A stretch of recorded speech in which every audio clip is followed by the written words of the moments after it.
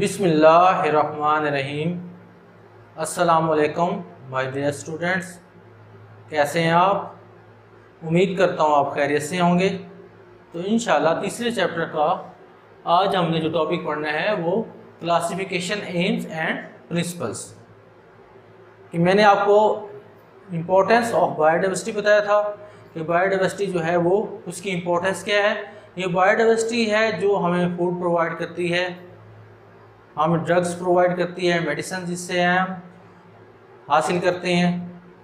उसके अलावा vegetables, oils extract करते हैं, गम्स, रबर, रेजन्स, ये सारी चीज़ें हम उससे हासिल करते हैं। बिल्डिंग मटेरियल्स, लकड़ी, फर्नीचर्स, ये सारी चीज़ें हम उससे हासिल होती हैं। हमारे इकोसिस्टम को भी जो है वो मैनेज करने में, मेंटेन करने में अहम किरदार अदा करती है बायोडाइवर्सिटी। अब क्लासिफिकेशन एम्स और इसके प्रिंसिपल्स क्या हैं, इसके एम्स क्या हैं क्लासिफिकेशन के। क्योंकि मैंने आपको बताया कि जो अर्थ है, अर्थ के ऊपर तकरीबन 1 करोड़ के करीब जो है वो पॉपुलेशन, स्पीशीज़ वगैरह जो है वो मौजूद हैं, ऑर्गेनिज्म मौजूद हैं डिफरेंट टाइप्स की। तो वो जो डिफरेंट टाइप्स की जो स्पीशीज़ मौजूद हैं, तो अब उनमें से जो बायोलॉजिस्ट हैं, क्योंकि उनमें से चंद एक का पता है, इनको मुकम्मल जो है वो नहीं जानते, इन्होंने फिर कैटेगरीज बना दी गई हैं उसकी। तो तकरीबन जो बायोलॉजिस्ट हैं, जानदारों की large collection of very dissimilar form organisms found on earth. क्योंकि जो ऑर्गेनिज्म है वो एक दूसरे से डिफरेंट हैं, तो डिफरेंट होने की वजह से जो है वो उसके बारे में आप क्या जानते हैं, 1.5 मिलियन वो एनिमल्स को जानते हैं, तकरीबन 15 लाख जानवरों को, और 0.5 मिलियन प्लांट्स के जो बायोलॉजिस्ट हैं 1 करोड़ में से तकरीबन वो 15 लाख जो है वो जानवरों के बारे में उनको मालूमात है, ठीक है। उसके बाद दूसरा जो है वो 5 लाख किसके बारे में मालूमात है उनको, जो डेटा उनके पास उन्होंने ऑर्गेनाइज किया हुआ है वो 5 लाख है। तकरीबन 20 लाख के करीब वो प्लांट्स और एनिमल्स के बारे में उनके पास डेटा जो है वो मौजूद है, जिसको उन्होंने तरतीब किया हुआ है, ऑर्गेनाइज किया हुआ है। वजह क्या है कि एक ऑर्गेनिज्म दूसरे से डिफरेंट है। अब आप देख लें, अपने इर्द गिर्द देख लें कि जो एक ऑर्गेनिज्म है वो दूसरे से डिफरेंट कैसे है, शेप है, साइज है, शक्ल है, चूंटी से लेके हाथी तक एक दूसरे से क्या है, डिफरेंट है। कुछ ज़मीन के ऊपर रेंग के चलते हैं जैसे कि सांप वगैरह हो गए, कुछ उड़ते हैं जैसे बर्ड्स वगैरह हैं, फ्लाई करते हैं, मछलियाँ जो हैं वो पानी के अंदर रहती हैं, मोंकी वगैरह जो है वो ट्रीज के ऊपर जो है वो रहते हैं, इंसान जो है वो घरों के अंदर रहते हैं, बिच्छू, हाथी, शेर, टाइगर, दूसरे जितने भी जंगली जानवर हैं वो जंगलों के अंदर रहते हैं। तो हर एक दूसरे से डिफरेंट है, उसका हैबिटेट अलग है, उसके रहने सहने का तरीका क्या है, अलग है। तो इसलिए जो बायोलॉजिस्ट हैं वो 1 करोड़ में से 15 लाख जानवरों के बारे में उनकी मुकम्मल डिटेल है उनकी, और 5 लाख जो प्लांट्स हैं उसकी जो है वो डिटेल उनके पास मौजूद है। तो बाकी जैसे ही टाइम गुजरता जा रहा है, with the passage of time, वो उसके बारे में रिसर्च कर रहे हैं और नया डाटा जो है वो ऑर्गेनाइज उसको कर रहे हैं, जितनी उनके पास इंफॉर्मेशन आ रही हैं। तो हम देखते हैं कि एम्स ऑफ क्लासिफिकेशन, क्लासिफिकेशन के मकासद क्या है, क्यों क्लासिफिकेशन की जाती है, इसका मकसद क्या है।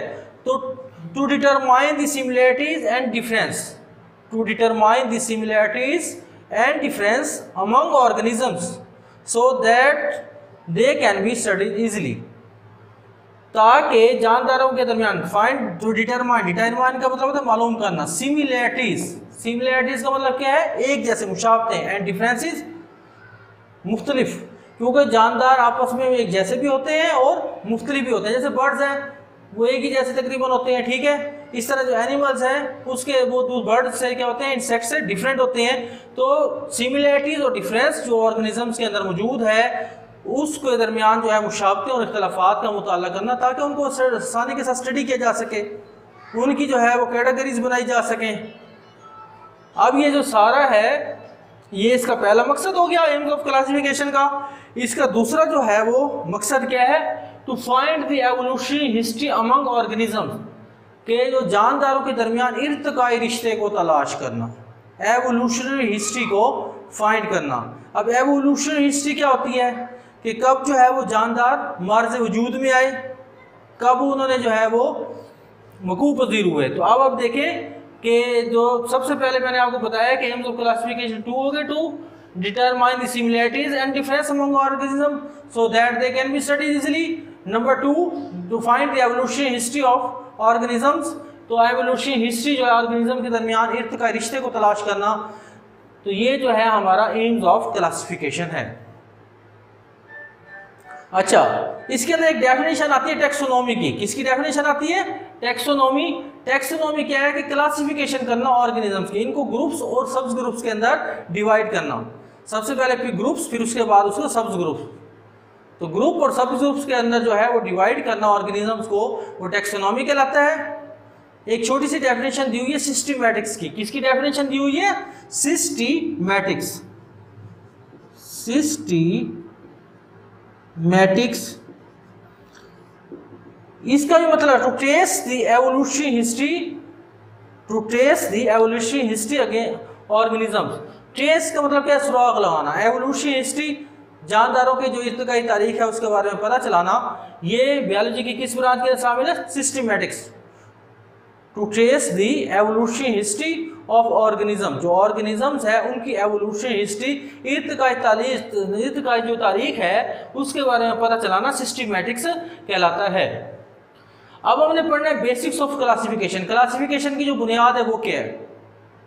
तो क्लासिफिकेशन की बुनियाद क्या है? रिलेशनशिप अमंगस्ट ऑर्गेनिजम्स, कि जो जानदार हैं उनके दरमियान में रिलेशनशिप को फाइंड करना।